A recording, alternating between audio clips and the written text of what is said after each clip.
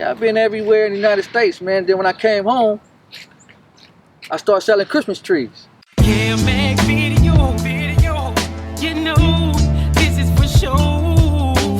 Kev Mac video, open your soul, represent your ghetto, baby. Kev Mac video, you know this is for sure. Kev Mac video, open your soul, represent your ghetto, baby. For the dime moves and the lokes, for the 6-4s on spokes, for the OGs that did a dime, came back around on parole. For the homegirls with the scrap game, little homies that gang bang, from Pelican Bay to YA, rearrange your mind frame. Yeah, I know what you've been through.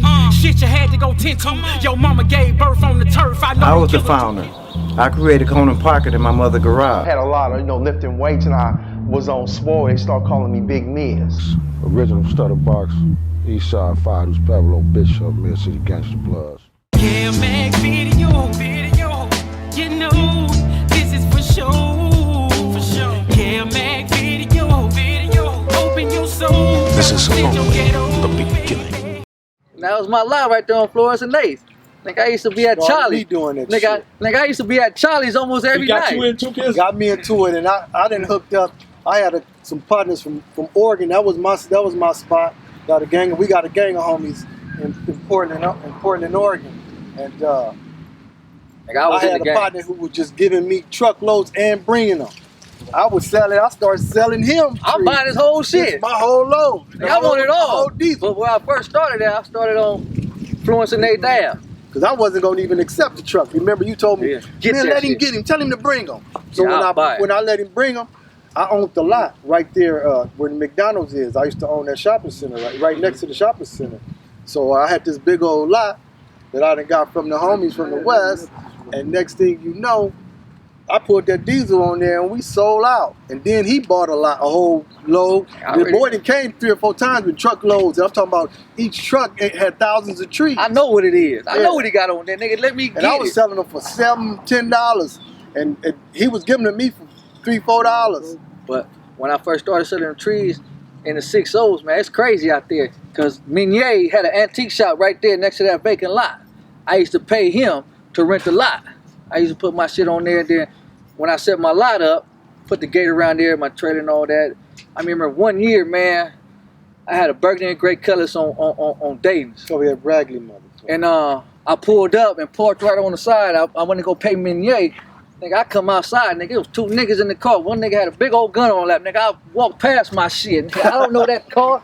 That nigga followed me all the way in Winchell's. Nigga, I was like, what the fuck I'm gonna do? That nigga had the gun out too, like, hey, cuz, where you from? Man, shit, man, I rent the lot right there.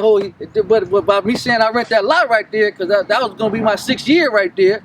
Oh, that's you sell Christmas trees. He gave me a pass. I'm like, nigga, shit, I don't know what I was going to do, jump over the counter with the donuts or what. But them niggas pulled up right there because I guess somebody else from LA had a burgundy and gray colors like mine. But nigga, I saw that motherfucker, the gun on his lap, now I kept walking. Nigga, shit, I ain't finna jump on this motherfucker. But now, yeah, my boy that started me, he still got the Christmas tree right there on Imperial and Crenshaw, right there in that lot. I've been everywhere in the United States, man. Then when I used to come to the hood, I had a brick phone. That's when the brick phone was going out in the flip phone, man. Was the best phone. You know what I'm saying? Shit, my first call was a 70. You know what I'm saying? Satellite phones. Yeah, nigga, I used to have that brick phone, man. Trying to call the bras thought I had, you know, but I came to the hood. I used to be out of town a lot, man, and then when I came back, I did the Essence Awards. I came back from the Essence, New Orleans, Mossburg, everybody was right here on 4th of July. Everybody was right here. I came back, I came straight to the hood. That's when I used to get the fireworks shows. Right here, everybody was right here, because, yeah, this nigga bought like $1 million worth of fireworks and had the whole hood right here. Firecracker till like 3 in the morning. It's right here. I went home. I got a call from Alaska. One of the homies that stayed in Alaska, he was like, did Mossberg get shot? I'm like, hey man, what the fuck you talking about? I was with Mossberg yesterday. Nah, he ain't getting motherfucking shot. Called to the department. Yeah, he got hit. You know what I'm saying? On the 4-4. He got hit on the 4-4, man. He didn't make it. And then, you know, everybody came. Was that over music or something else? Man, they got, Yeah, they ain't the detail. There's so many stories, man. They got, man, but ain't nobody gonna know the real motherfucking story, man. You know, cause once Mossberg stays in the house, he stays in the house. Somebody called him out. You know what I'm saying? Let's go there. Let's go there. And where he was going, all the weed was there. It didn't make no sense because where he was going, all the weed was there, and they was like, let's stop right here to buy some weed. But where you going, all the weed is there. You know, gotta stop nowhere. You know what I'm saying? And there's so many stories you can't pinpoint it. But that was my childhood friend, man. I used to beat up niggas for him, man, because you know what I'm saying. Before he got big, he was skinny before he got big. You know what I'm saying? Them big old paws on the motherfucker. I done saw that nigga because we had picnics, man. We used to have picnics, man. We used to go to the east side, have parties and all type of shit, man, in the east side, man. This is a real nice park, so I can imagine y'all had some good picnics. Yeah, you should remember when they used to bring back in the late 70s and early 80s when they would bring the bus here and the double-decker bus and do Tom Cross or something with that record, man. That in them eras, I was a real child. I would sneak out my window over here with Spud come pull me. Then they didn't have the cages on the windows. All the OGs is in there with the girls, and they had nice women too. All the OGs with the girls, man, they would let us climb through the windows, and they would give you, everybody that come in, they'll give you a 45 and the little thing that go inside the 45. Me and Spud would collect them. I would take them to McKinley Elementary, the school, and I'll be selling all of the little inside of the 45, the little record things, and the 45, man. To that Tom Cross stuff used to be popping right here. I remember one time I was young, we was all right there, man. Like 3 cars of Crips came hanging out the window, big old guns, blue rags on the whole park shifted. They came up in here. So did y'all used to chill St. Albert's? They used to have a side house up there? Yeah, oh yeah. Just do all that. All of that. Because all the girls was at Regina. Yeah, that was the Cheney girls. Now, we used to do the Cheney girls wrong. I hate to say it. I apologize. But see, we grew up in apartments, so we try to talk to the girls. They act up. We go buy Explain to the people with the Regina Cheney girls. Regina Cheney girls, to me, they were the more classier girls than just the regular girls. For one, their mom and dad paid for them to go to school. They Catholic girls, most of them. Their mom and dad paid for them to go to school. It's a private school, and a lot of them was very pretty. Now I remember Bobby Brown popping up, coming to get the little broad. You niggas is old, Swamps, coming getting his first baby mama right there at Chaley. You know, a lot of people used to pop up and mess with girls a lot, because that was where the girls was. So they act funny with us. We would get in our cars. Like a couple of the homies had little cars. We go get in our cars, and a lot of them would be on the bus stop. And we'll pull up on them and just start egging them. We just the most dumb, dirty ass shit, man. But they had the women, man, and we used to just try to get with them. And a lot of partners got with them and been with them and all of that. But the Chaley girls, they was something back in the days. Hey, coming up back in the day in the 80s, who was y'all closest rival? The 80s, the Swamps. And the Trag News. The Trag News. The Swamps. Some of the Swamps was always had a link for some reason. Like me, I got a lot of buddies from the Swamps. You know what I'm saying? And a lot of people. They got family from the Swamps, got friends from the Swamps or whatever. But the thing was, like the Trag News, I went to school with them too. But the Trag News, they was popping in the 80s. There was a lot of dudes over there. They were new. They were new, but they had money, like Mike Williams. They had money.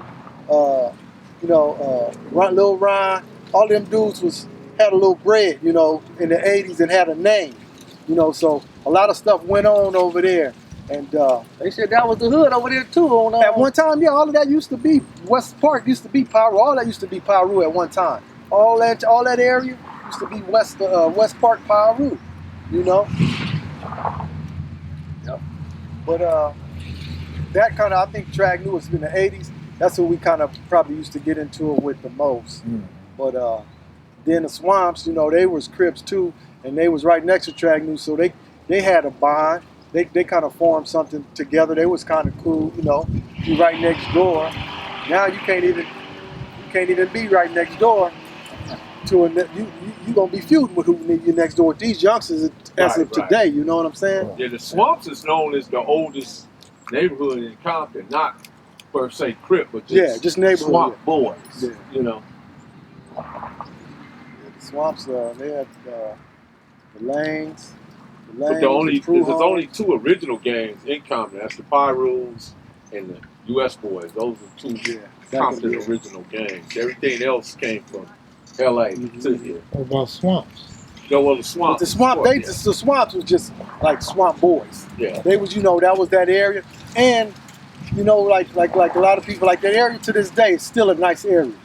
Like back then, it was really a nice area. You know what I'm saying? The houses was nice.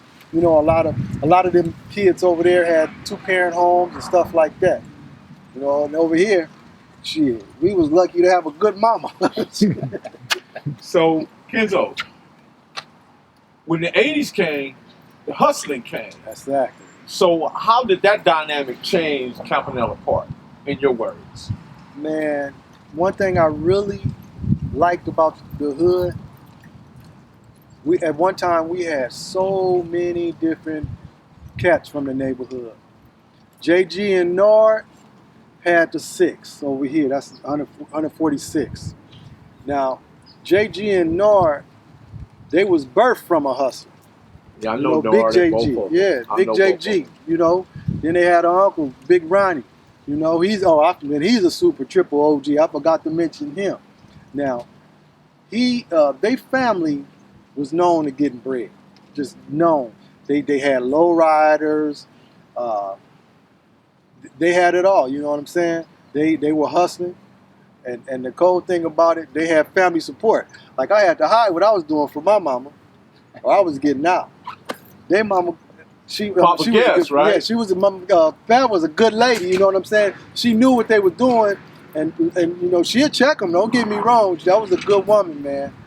Rest in peace. But she understood. Yeah, she understood, and and then their daddy was gone, so and he had went to the feds, so it was like shit. JG had the glass house straight out the 6th grade, didn't he? 7th grade. The 7th grade, this nigga had a front and back glass house fully. Mike Nicholson, like that one? No, better. Shit. Better. Mike Nicholson? Yeah, I remember. Yes. Nick, what we call him. Yeah. Yeah. But it's better. You know what I'm saying? And then he had the Deuce. They had it all. They had some shit. They had it all. And then we had other dudes like Big Two. Big Two had Cadillacs. He kind of he started making those because he was one of the hustlers. Him, the guesses that will go all night. Their doors was open all night. So that nigga used to make me shoot dice for him. Yeah. He used to be so big, he used to have me shoot dice for him. But them dudes were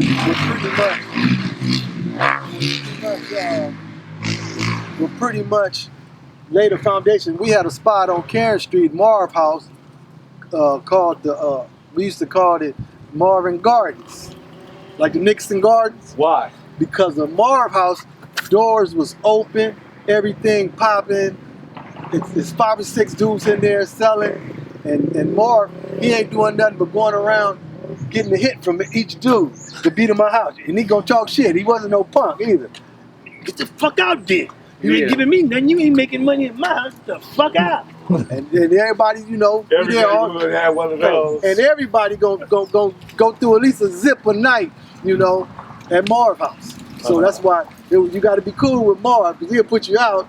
And then we had old Cap. Cap was known to he was known to build a spot in a day and have it $1 million spot in the next day.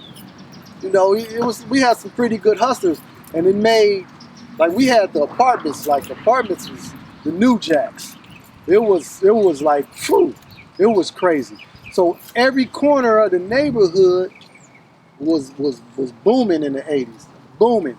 So it was super fun. It was fun. Then it's just this neighborhood alone probably had 50 lowriders.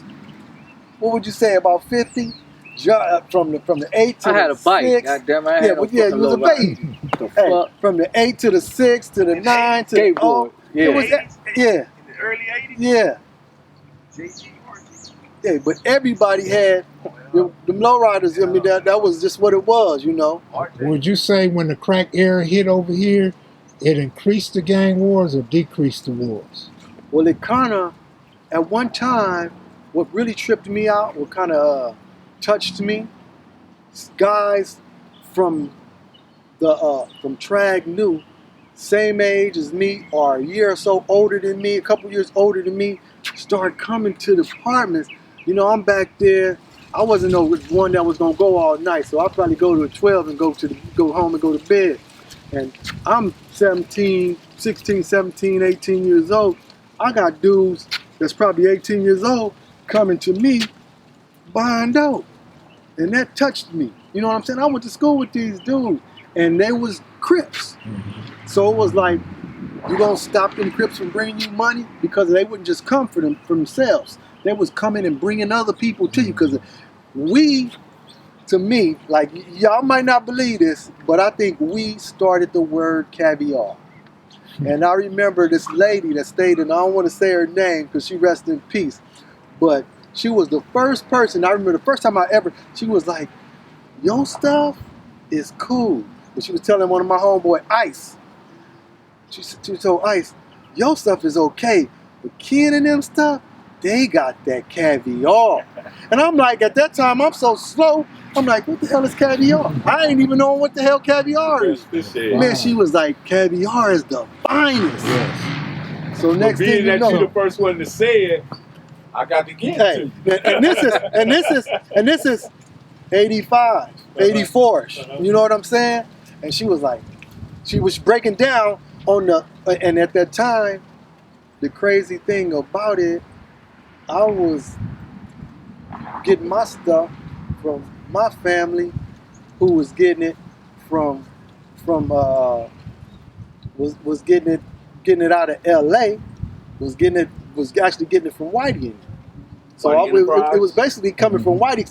Their family is real cool with my family. So that's where and they used to say that this shit was cavi. But I used to, you know, sometimes sit over there and watch them boys, they was getting money around. They was getting some money.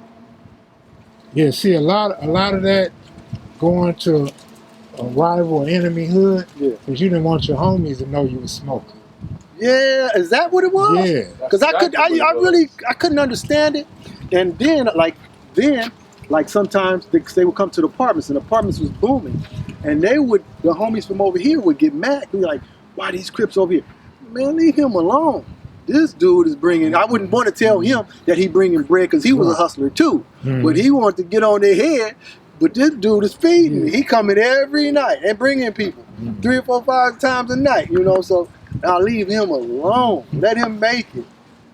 But I think that was across the board. It happened. Yeah, and just like I'm quite sure the homies that we had that was probably blasting off was going other places to do it because they didn't want to do it around us. But I never really looked at it like that. Plus another thing happens, a lot of times wherever you getting your shit from, and you a smoker back then, eventually you burn them.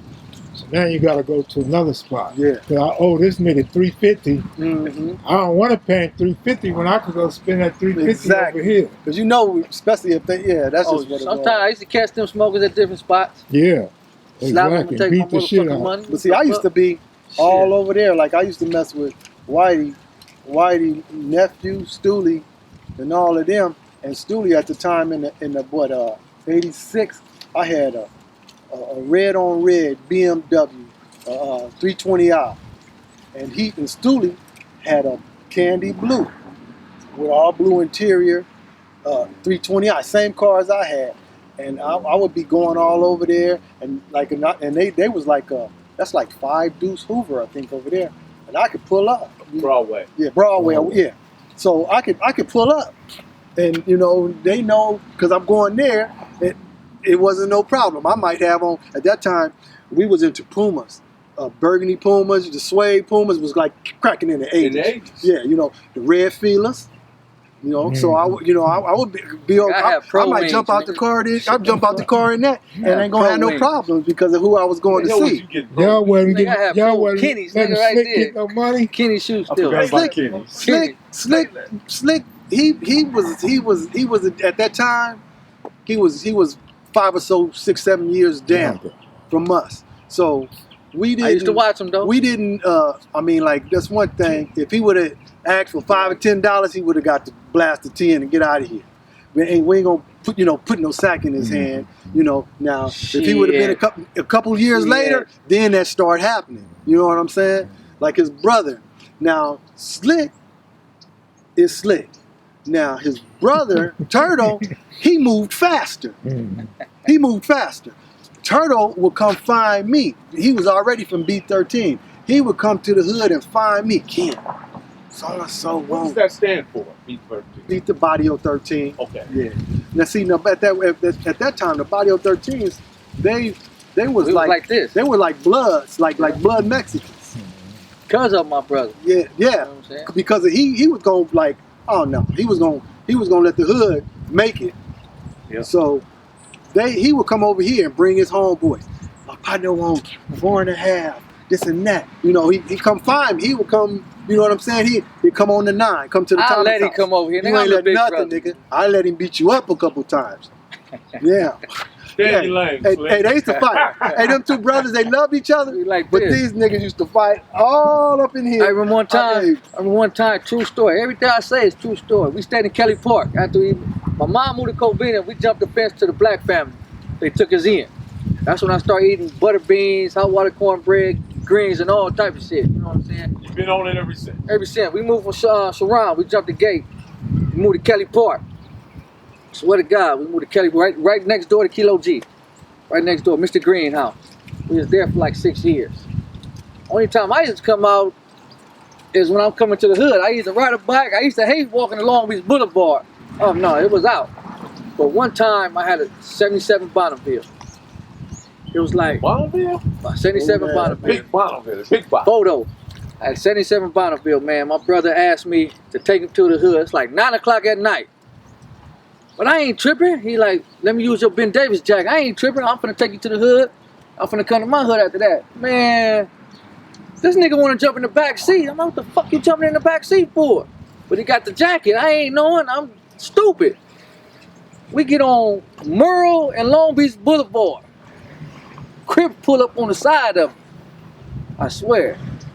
This nigga pulled a gauge out. He got my Uncle Gage. He pulled a gauge out on these niggas out the window. I'm like, this. They pulled their skirt off. I said, nigga, we finna go to jail.